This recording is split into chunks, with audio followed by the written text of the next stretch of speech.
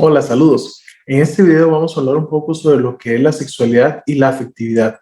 Vamos a dar un enfoque muy sensible de los que son algunos aspectos vinculados a la diversidad sexual, no únicamente entendido como la población LGBT, sino también como la población en general, heterosexual, homosexual, en general, el ser humano vive una sexualidad la cual debe ser más sensible y más humana. Bueno, este espacio precisamente viene a hablarnos un poco sobre la salud sexual, la afectividad y el bienestar. Vamos a abordar algunos temas importantes y para este video yo quiero que hagamos la siguiente reflexión. Hablamos de sexualidad o de sexualidades y ojalá que al finalizar la sesión como tal podamos tener una respuesta más clara a esta pregunta. Para hablar de sexualidad en general y de afectividad tenemos que hablar de diversidad. Y es importante empezar a sensibilizarnos con el tema, entendiendo que no se trata de la diversidad que muchas veces se nos viene a la mente como si existen personas homosexuales, si existen personas lesbianas, personas bisexuales, transexuales. No, entendamos que el ser humano por sí solo es un ser complejo, es un ser diverso y que por tanto la diversidad está inherente a la propia existencia del ser humano y que a raíz de esas diversidades y de esas diferencias que compartimos todos los seres humanos que tenemos en común el ser diferentes, construimos una sociedad que debe ser más sensible y respetuosa de nuestros derechos y por supuesto que ese espacio viene a sensibilizarnos un poco más sobre el tema. Para ello vamos a empezar con un tema interesante que es un glosario sexual. Vamos a ver algunos términos y cómo podemos tipificarlos o cómo podemos analizarlos. El primero es la palabra sexo. Generalmente asociamos sexo al acto coital. Error, ¿verdad? Es un error completamente. El sexo corresponde a los aspectos biológicos e individuales de cada ser humano.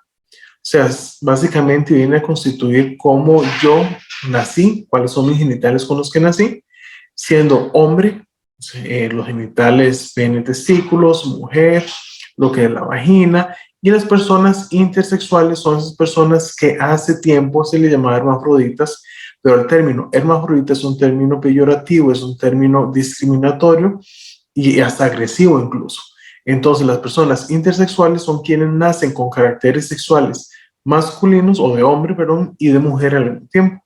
Generalmente predomina más uno que el otro. Y acá es donde entonces entra un tema a nivel histórico, a nivel cultural, porque hace muchos años a las personas intersexuales, cuando nacían, prácticamente los médicos le decían al papá o a la mamá, mira, tiene ambos genitales, ¿qué quiere? Hombre o mujer. Y entonces procedían hacia la mutilación genital para que quedara el sexo que los padres eligieran.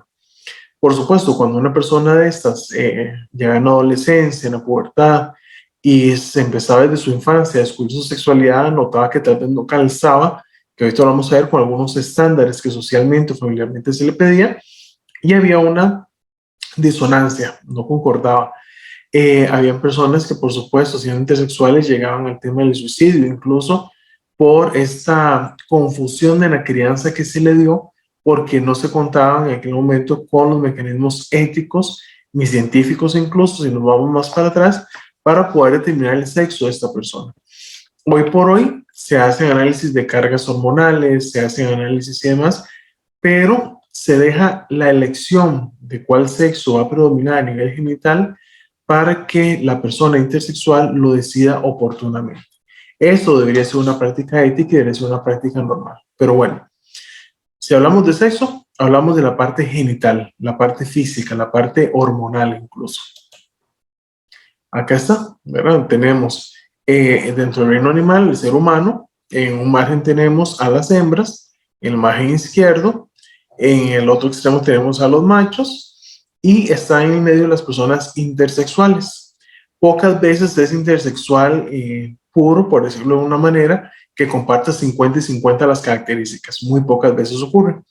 Generalmente hay intersexuales con más características femeninas e intersexuales con más características masculinas, ¿verdad? Entonces va a variar mucho y aquí estamos viendo cómo precisamente la intersexualidad es dentro de estas diversidades y de estas variables de la sexualidad humana. Y hay un alto porcentaje de personas intersexuales en el mundo que no siempre se visibiliza, ¿verdad? Es un tema que muchas veces queda como un tabú dentro de la familia.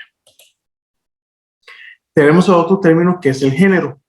El género como tal son las ideas, las normas y comportamientos que la sociedad le asigna a cada sexo y el valor que le asigna como tal. Básicamente, si yo nazco con pene y testículos, se espera que cumpla funciones masculinas. Si yo nazco con una vagina, con un útero, se espera que yo cumpla ciertas funciones femeninas. Aquí hablamos de masculinidad y feminidad. Básicamente, el género son esas normas sociales que se establecen en base a la genitalidad y que, bueno, genera a veces muchos conflictos también para las personas. Hay muchos roles de género, hay estereotipos de género y eso marca mucho dentro de la cultura, muchas veces patriarcal, donde usted tiene que cumplir con eso, donde tiene que establecerse de esta manera. Y bueno, hoy por hoy vivimos en una sociedad más libre de esos roles y esos estereotipos.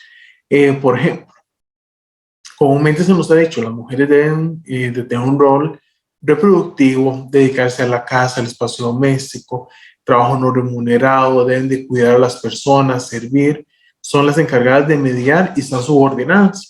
Y que el hombre dentro de su rol tiene que ser productivo, está destinado al espacio público, trabajo remunerado, tiene poder y responsabilidad, autoridad y dominación. Hoy por hoy, por dicha, vivimos en una sociedad donde esos roles se han ido cambiando, se han ido destruyendo y estamos centrados en una sociedad más sensible y más humana donde, mira, usted como ser humano tiene el potencial de decidir qué roles cumplir. Usted como ser humano no tiene que establecerse en determinados roles simplemente por los genitales con los que nació. Incluso vemos que hace muchos años, si una mujer era empresaria o trabajaba en los negocios, tenía que asumir hasta comportamiento masculino, ¿verdad? Hasta la apariencia, la vestimenta, la forma de comportarse. Y todavía hay espacios donde la mujer lamentablemente sigue denigrada, sigue subordinada y el hombre ejerciendo un poder, ¿verdad? Por supuesto que nocivo para la sociedad en general. Entonces, bueno, los roles de género son esas características que nos instaura la sociedad. Como tal, por los genitales con los que nacemos. Y dentro de este género está lo que llamamos identidad de género. Y la identidad de género es yo, con lo que nací biológicamente, acepto o no los roles que socialmente me están dando. Y para eso entonces tenemos a las personas cisgénero. Las personas cisgénero son esas personas cuya identidad de género como tal y el sexo biológico coinciden. ¿Ok?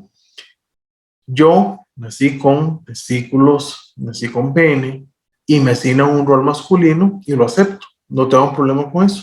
Socialmente me comporto como la sociedad me ha dicho que debería comportarme.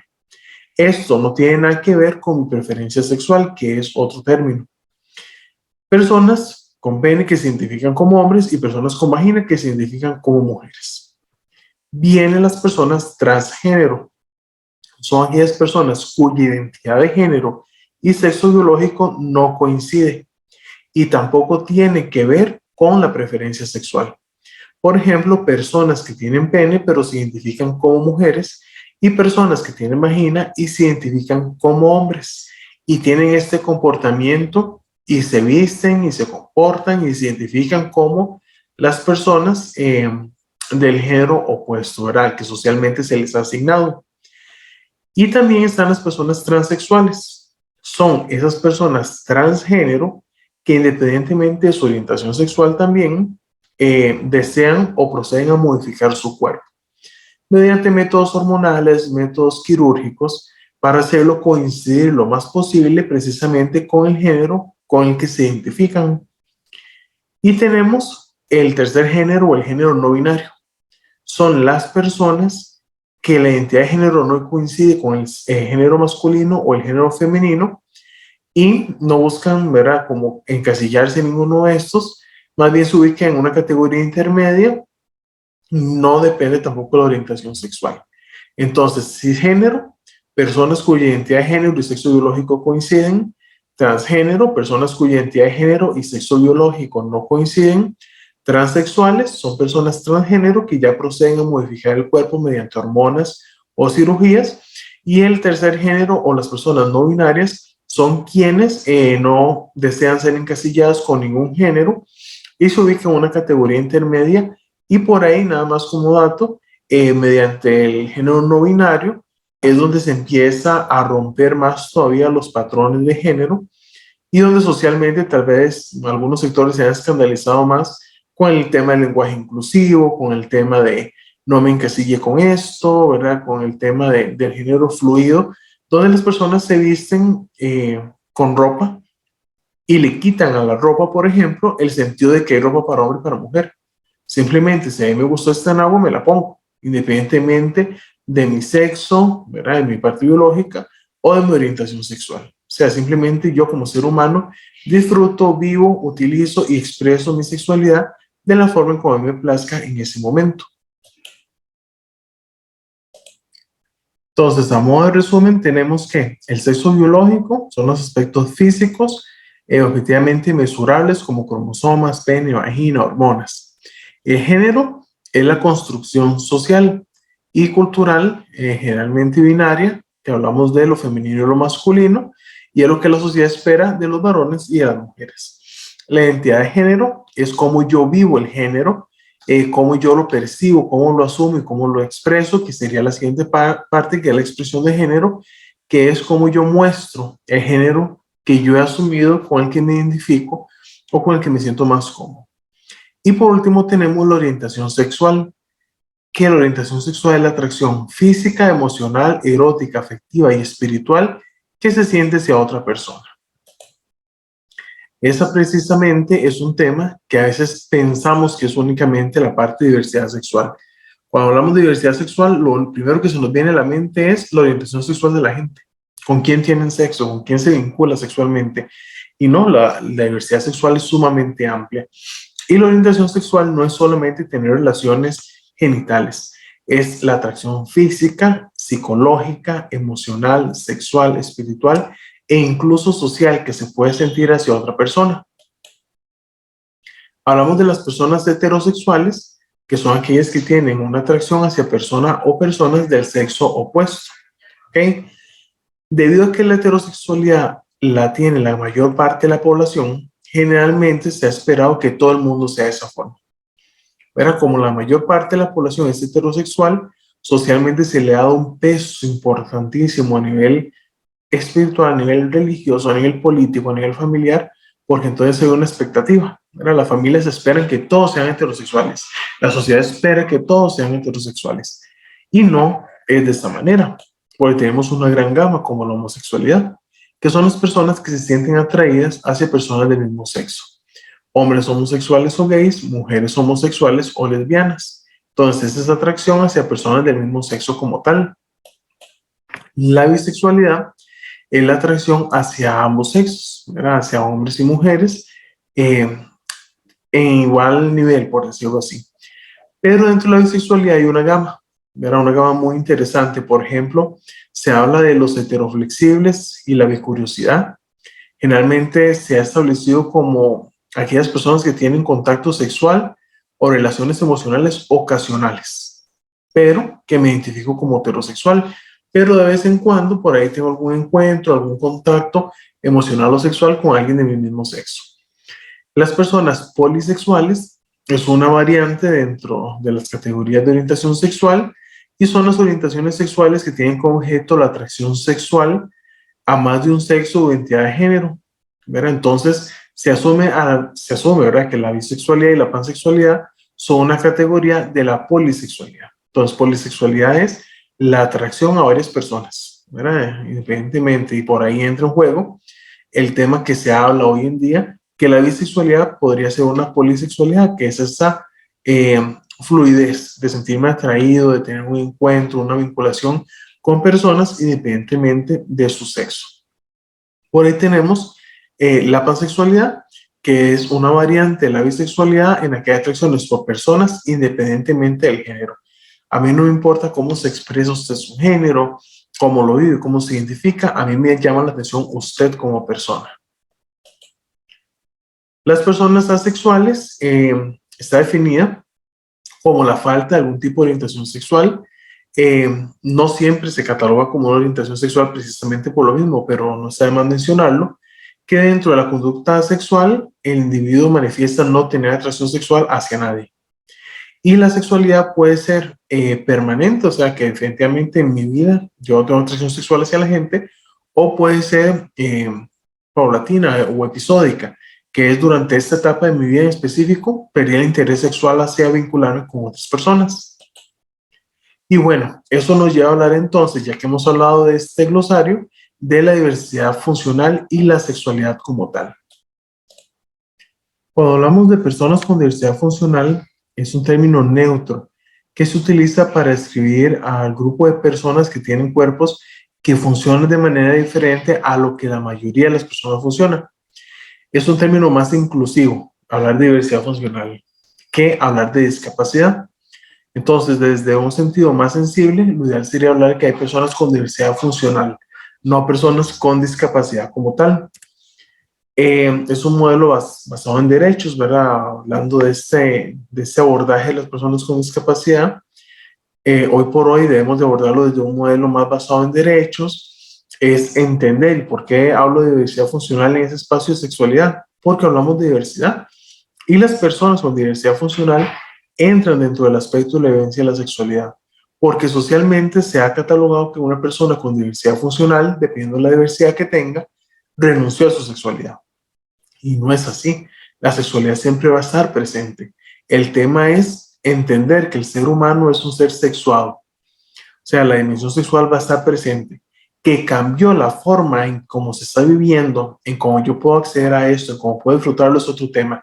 Y para eso es importante sensibilizarnos con el tema de la diversidad funcional, porque hay ciertas normas y buenas prácticas, entendiendo que todos somos diversos, que todos tenemos una dignidad simplemente por el hecho de ser humanos, que las personas tenemos derecho a decidir sobre nuestra propia vida, que las personas con diversidad funcional cognitiva, independientemente del grado que tenga de diversidad funcional, tienen derecho a ejercer su autonomía en la medida de lo posible. La limitación legal en la capacidad de ejecutar algo, de orar, es una medida de protección de los derechos, nunca una limitación. ¿Qué es lo que pasa? Que entonces limitamos a las personas con alguna diversidad funcional a que no hagan cosas, no para protegerlos, ¿verdad? Sino más bien para limitarlos. Entonces también hay que ser conscientes de que las personas con diversidad funcional tienen los mismos derechos y las mismas necesidades. El entorno es el que incapacita, y no solo a las personas con diversidad funcional, nosotros en general, el ser humano se limita muchas veces por el entorno en el que se encuentra, y la sexualidad no es la excepción. Muchas veces no vivimos nuestra sexualidad, no la disfrutamos porque el entorno en el que estamos nos limita, nos ha cohibido, socialmente se nos ha señalado que usted no puede tener esto, que el miembro debe ser tal tamaño, que no puede tener estrías, que no puede verse de esta manera, y nos empezamos a incapacitar por el entorno en el que estamos viviendo.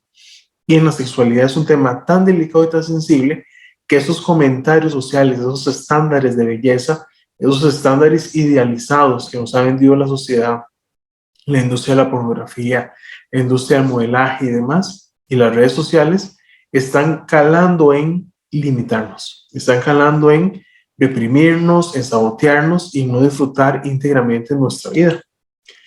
Otra norma y buena práctica es entender que la intimidad es un atributo humano en que las personas que tengan diversidad funcional también tienen derecho de disfrutarlo. Las personas son interdependientes. Independientemente de nuestras capacidades funcionales, yo generalmente voy a depender de otra persona para algo. En algún momento del día, en algún momento de la vida, yo voy a necesitar de otra persona como tal. Las personas con diversidad funcional pueden hacer lo mismo que los demás, eso sí, probablemente van a requerir algunas ayudas técnicas o humanas para lograr hacer las cosas. Y eso está bien, hay que aprender a adaptarse. Y que la sexualidad no es única.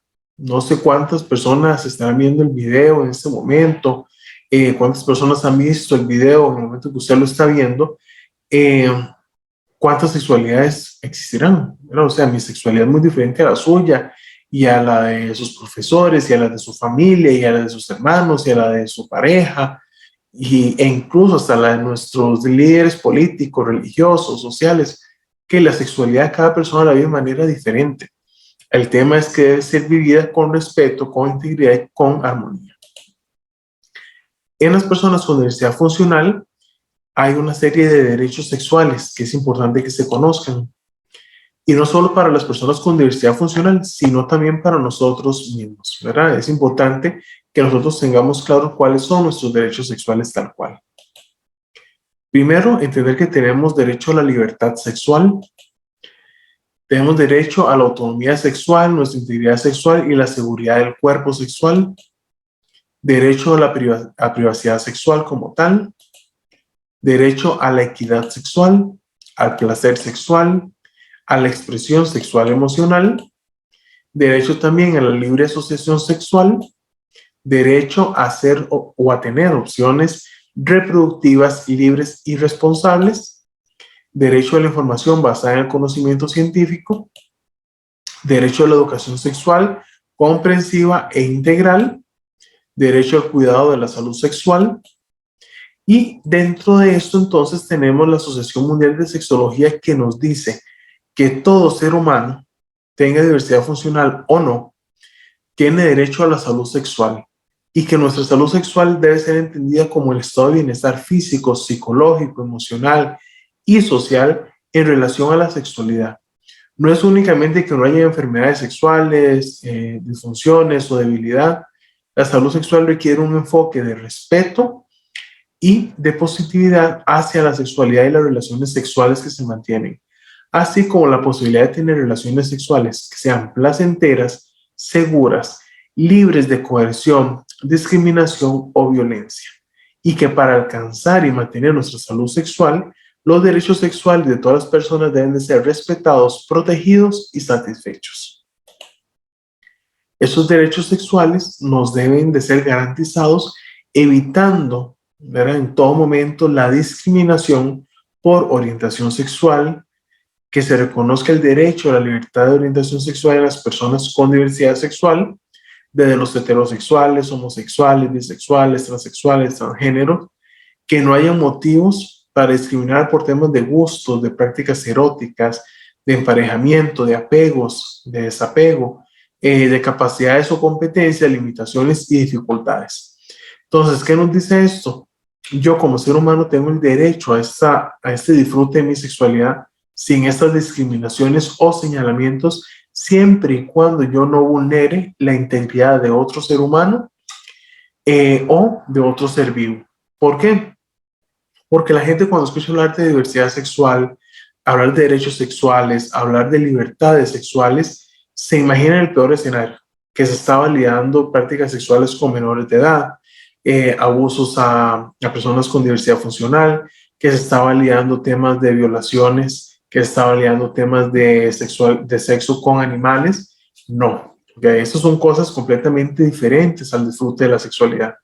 Hablamos de disfrute de la sexualidad cuando yo puedo hacerlo con otra persona u otras personas con consentimiento, con respeto, donde no se denigre ni se violente a ningún ser vivo ni a ninguna persona con alguna diversidad funcional que le impida de alguna manera dar su consentimiento o esa capacidad de raciocinio en el momento del acto o de la vinculación. Y por eso es importante que seamos inteligentes a nivel de la sexualidad, que aprender a relajarnos, a estar presentes en el momento del contacto sexual, aprender a comunicarnos, a responder a los estímulos, los aromas, las texturas, el tacto, y ojalá que exista una inteligencia emocional que nos permita tener una conexión física y emocional con la persona. Que cuando vayamos a tener relaciones sexuales sea con una pareja estable o sea un sexo ocasional por medio de un contacto o un encuentro que tuvo ocasional, no importa. El tema es que yo me permita disfrutarlo como tal y que tenga esa inteligencia emocional para permitirme sentir a la otra persona y que la otra persona también se permita sentirme de esta manera.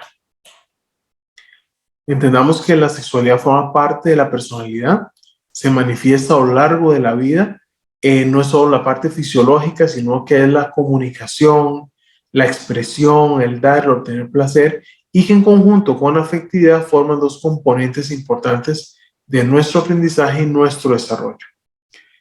Porque hay una cita que tanto la afectividad como la sexualidad deben desarrollarse adecuadamente en los individuos, aunque estos no estén en plenitud de condiciones físicas o psíquicas, siempre respetando la integridad de las personas. Y por ahí aparece un personaje, un cierto sector profesional muy interesante en la evidencia de la sexualidad, que lleva al desarrollo de asistentes sexuales.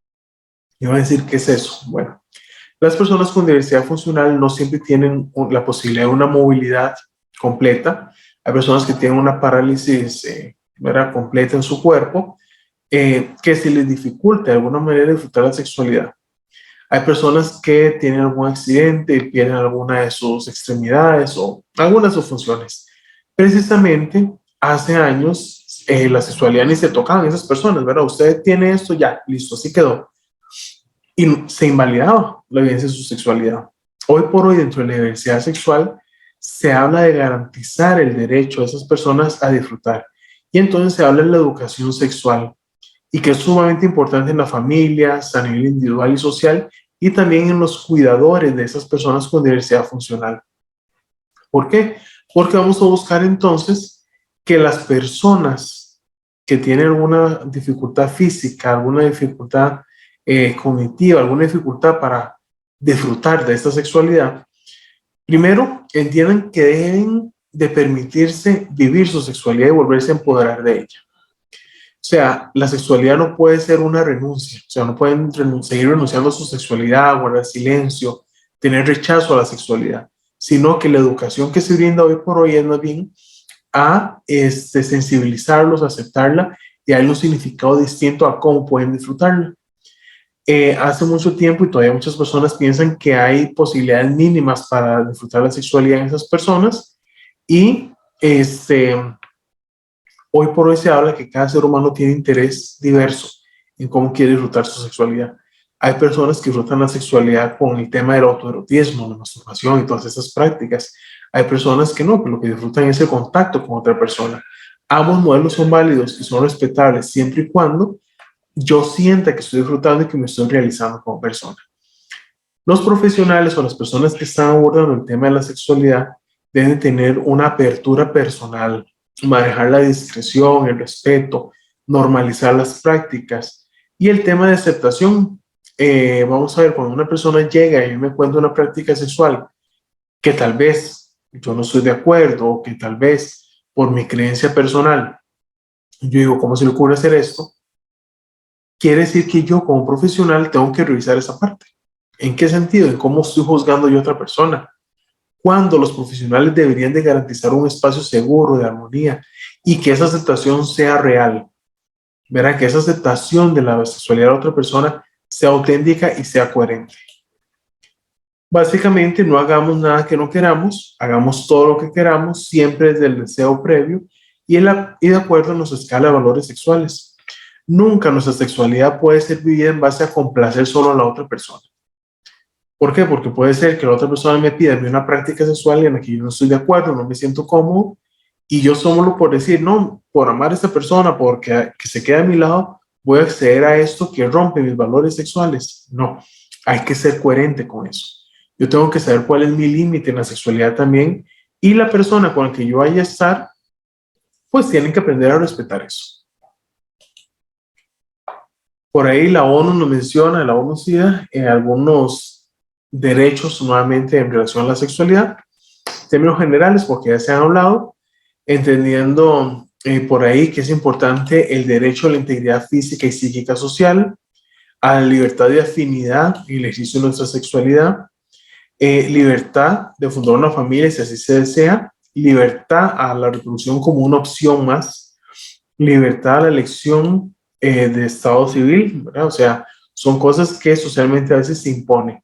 Incluso el decisión sobre el número de hijos, el espacio entre cada uno y la elección de métodos anticonceptivos o proconceptivos, que socialmente se han impuesto, ¿verdad? La sociedad los ha impuesto, se espera que se cumpla y hoy por hoy se sabe que no debería de ser de esa manera. Por ahí también tenemos derecho a la igualdad en sexo y género, al reconocimiento y aceptación de mí mismo como hombre, como mujer o como ser sexuado, a fortalecer nuestra autoestima, a la expresión de nuestra orientación sexual, a la libertad de escoger compañero, compañera, compañera sexual, a elegir si se tienen o no relaciones sexuales y a elegir cuáles son mis actividades sexuales de preferencia. Y bueno, para hablar de esta educación sexual, es importante siempre que contemos con asesoramiento, orientación, educación e intervención, si fuera el caso incluso de terapia. Siempre con profesionales que estén calificados, que tengan validez científica, eh, que sepamos que van a respetar el tema de derechos humanos, el tema de derechos sexuales, y que tengan un conocimiento con validez y con evidencia científica que respalde lo que estamos haciendo.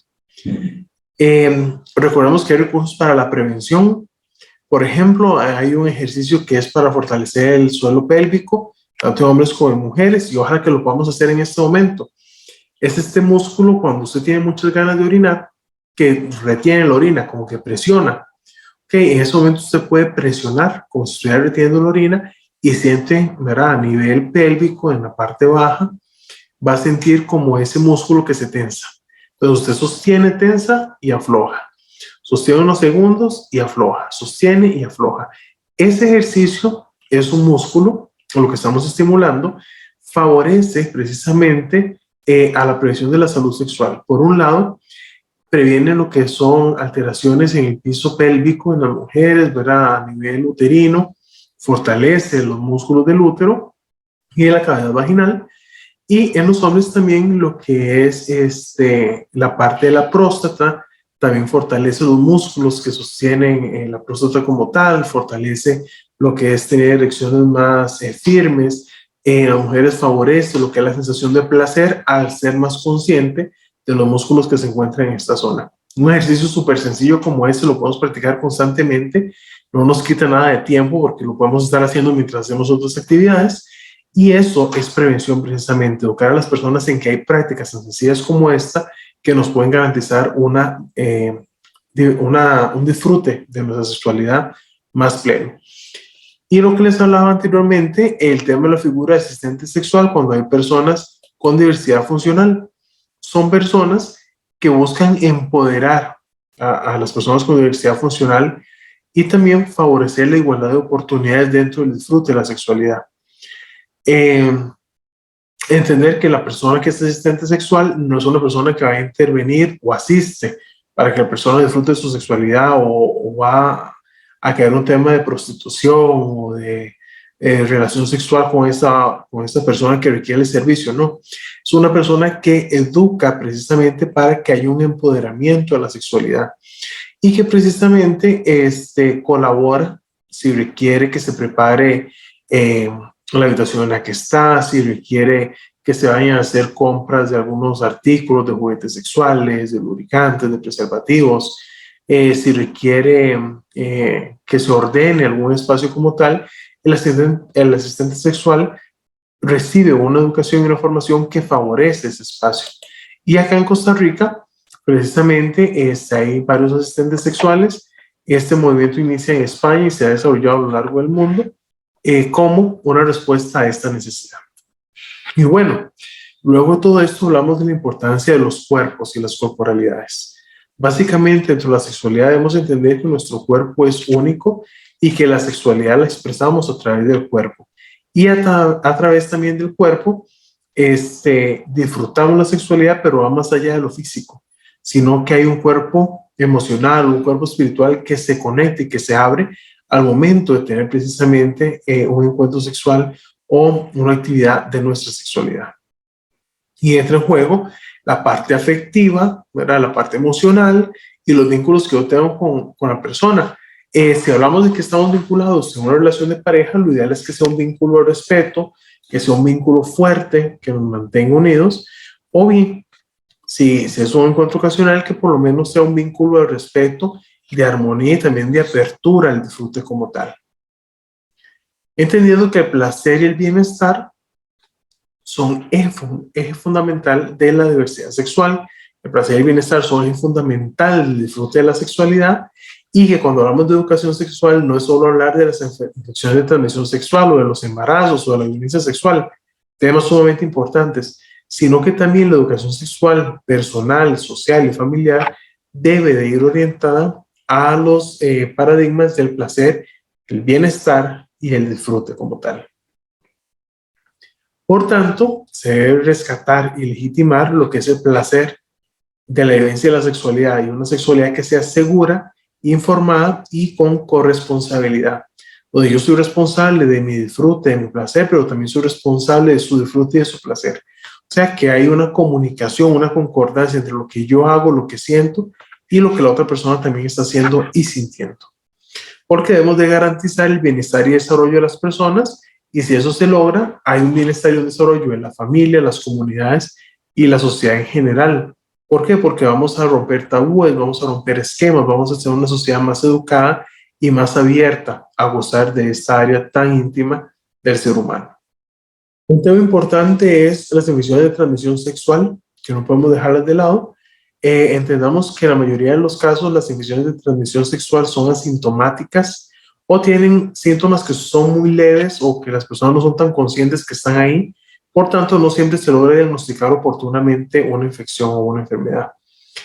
Algunas infecciones como el herpes genital y la sífilis pueden aumentar incluso el riesgo de que aparezcan otras enfermedades como el VIH.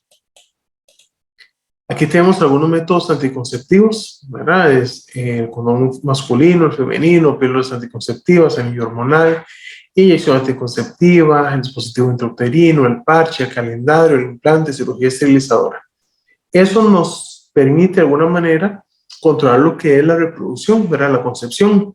Sin embargo, como método de prevención de infecciones de transmisión sexual, tenemos únicamente los preservativos, ¿verdad? Son los únicos dos que nos van a permitir disminuir la probabilidad de contagio. Sin embargo, no es una garantía del 100%. Temas importantes, hablando de sexualidad, es el virus del papiloma humano. La gran mayoría de los hombres y mujeres a nivel mundial se infectan del virus del papiloma humano en los primeros contactos sexuales. Se transmiten por vía sexual. No es necesario que haya una relación sexual con penetración para que sea la transmisión. Puede darse por medio del sexo oral, por medio de las caricias, por medio de frotarse. Entonces yo acaricié los genitales de esta persona y luego me toqué los míos y ahí ya se transmitió el virus, ¿verdad? Entonces, solo el hecho que haya contacto de la piel con, con una zona infectada o con una persona que tenga el virus del papiloma humano, ya se generó la transmisión como tal.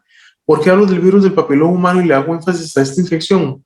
Porque es uno de los más complejos a nivel de la sexualidad y el que ha ocasionado pues muchísimas muertes, porque en las mujeres, por ejemplo, es la causa del cáncer cervicuterino. La principal causa de cáncer cervicuterino es el virus del papiloma humano.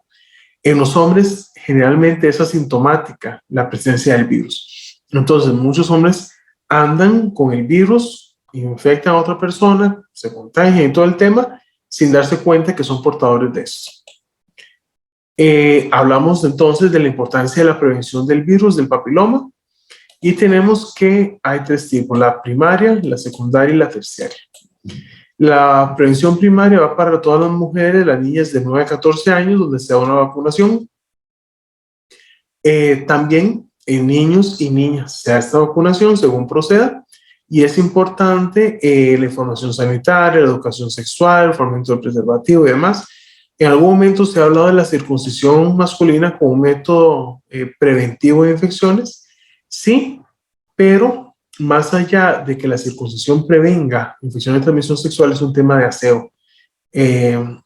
¿Por qué? Porque muchos hombres no tienen la costumbre de tener un aseo genital adecuado. Entonces, se tienen que hacer la circuncisión por un tema de que no hay una práctica de aseo adecuada, y eso, por supuesto, favorece la limpieza y favorece el aseo no contar con el prepucio, pero no es garantía de que no se vaya a infectar de ninguna otra enfermedad, ¿verdad? Tampoco pensar en que tuve relaciones sexuales y hoy me lavo bien, lamentablemente con prácticas erróneas de personas que se han echado desinfectante, líquidos que corroen la piel, que le irritan, piensan que con eso van a matar el virus cuando más bien están deteriorando o lesionando más la zona genital. Entonces tampoco caer en este tipo de ideas. Cuando las mujeres son mayores de 30 años, entonces sí, se hacen exámenes para la detección y el tratamiento.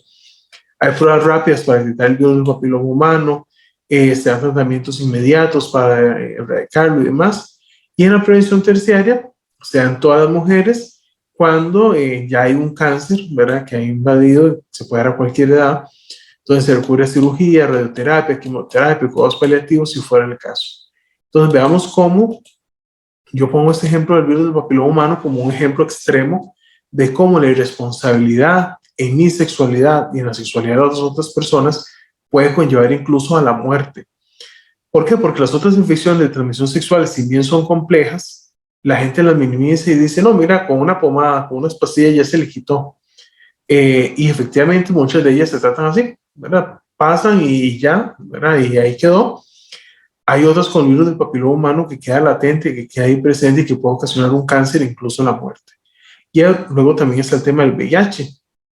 Hoy por hoy el índice de mortalidad del VIH es muy bajo, por los avances científicos, los medicamentos y demás, garantizan una calidad de vida de las personas con VIH que no llegan a desarrollar SIDA, porque el SIDA lamentablemente se ha equiparado como sinónimo, ¿verdad? VIH, SIDA, y no. O sea, el SIDA es el síndrome de inmunodeficiencia, ¿verdad? Adquirida como tal, que se desarrolla cuando el VIH ha avanzado de manera tan crónica y no ha habido un adecuado tratamiento, no ha habido una adecuada adaptación del organismo y desarrolla esa supresión del sistema inmunológico como tal. Pero hay personas con VIH que tienen una vida completamente plena, medicados, incluso no son detectables, quiere decir que no pueden transmitir ni tan siquiera el virus por el sistema inmunológico que tienen y por los medicamentos y los tratamientos que se dan hoy en día. Ese tema del VIH es otro tema súper interesante de analizar, que también nos corresponde pues sensibilizarnos como seres humanos y como sociedad.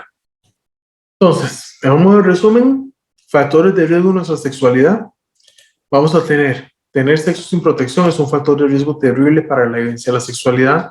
La promiscuidad, eran múltiples parejas sexuales sin protección, sin autocuidado. Si hay antecedentes de infección en tracto urinario, entonces es un factor de riesgo porque hay ya lesiones, ¿verdad? Hay un antecedente eh, de inmunológico, ¿verdad? A nivel del tracto urinario, a nivel genital. Las agresiones sexuales, ¿verdad? De normalizar que la sexualidad debe ser violenta, que debe ser agresiva, no es así, debe ser placentera, debe ser de disfrute, de conexión. El uso de alcohol y otras drogas, que lamentablemente es muy común. Personas que ahorita utilizan cocaína en los genitales para incrementar el placer sexual. Eso genera adicción, genera problemas incluso en el funcionamiento sexual, porque eventualmente no pueden disfrutar la sexualidad si no está asociado al consumo de una droga. El consumo de drogas por medio de inyecciones, ¿verdad? Un factor de riesgo para el VIH, por ejemplo. Y principalmente la ignorancia sobre la sexualidad y el sexo es un gran factor de riesgo. Todos cargamos con mitos, todos cargamos con creencias, pero es importante educarnos, ser más sensibles y buscar ayuda cuando la necesitemos, orientación en estos casos. Y acá está esta frase, este pensamiento, escucharlas hablar de muchas prácticas sexuales, fetichismos, que sexo oral, que masturbación, que el coito, un montón de prácticas. Unas podrán ser llamativas, otras nos pueden causar rechazo, pero hay algo básico que debemos saber. Tú y solo tú eres quien elige cómo disfrutar tu propia sexualidad. O en dado caso, llegando a un acuerdo con tu pareja, y siempre digo, o parejas, porque dentro de la diversidad nos podemos vincular con múltiples personas, siempre y cuando, como lo he dicho, no denigremos, violentemos a otra persona o a otro ser vivo, siempre que vivamos la sexualidad desde una fuente del derecho, desde una fuente del placer, la satisfacción, y que entendamos que la diversidad sexual no es únicamente hablar de la comunidad LGBT, incluye a las personas heterosexuales, a las personas con diversidad funcional, a los adultos mayores, a los niños. Cada etapa de nuestra vida, cada persona vive su sexualidad de manera única y merece ser respetada, merece tener garantía de que sus derechos se encuentran cubiertos y protegidos. Y bueno, llegando al final de este video, llegando al final de esta explicación, les pregunto, ¿creen ustedes que se habla de una sola sexualidad o verdaderamente hablamos que hay sexualidades? Muchas gracias por la atención y nos vemos pronto.